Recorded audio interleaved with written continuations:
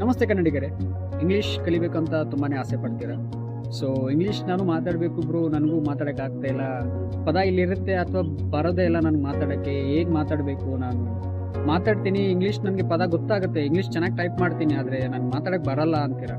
So I have a practice this unique technique. You can also practise. I have a very good command over this language for over a period of a time. I have practising this technique for very long time.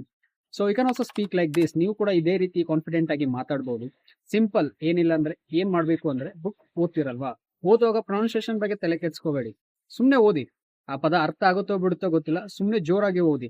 ಆ ತರ ಓದೋದ್ರಿಂದ ಏನಾಗುತ್ತೆ ಅಂದ್ರೆ, ನಿಮ್ಮ ಕಣ್ಣು, ಕಿವಿ ಮತ್ತೆ ಬಾಯಿ ಅದು ಆಕ್ಟಿವ್ ಆಗುತ್ತೆ. ಸೊ ಓದೋದ್ರಿಂದ ಏನಾಗುತ್ತೆ, ನಿಮ್ಮ ಪದಗಳು ಚೆನ್ನಾಗಿ ಹೊರಗಡೆ ಬರುತ್ತೆ. ಸೊ ನೀವು ಹೊರಗಡೆ ಮಾತಾಡುವಾಗ ನೀಟಾಗಿ ಮಾತಾಡ್ಬೋದು. ಇನ್ನು ಮನ್ಸಲ್ಲಿ ಓದ್ಕೊಂಡ್ರೆ ಏನಾಗುತ್ತೆ ಗೊತ್ತಾ? ಸೊ ನಾ ಇಂಗ್ಲೀಷಲ್ಲಿ ಟೈಪ್ ಮಾಡ್ತೀನಿ ಬ್ರೋ, ನನ್ಗೆ ಮಾತಾಡಕ್ ಬರಲ್ಲ, ಈ ತರ ಸಮಸ್ಯೆ ಕಾಡುತ್ತೆ.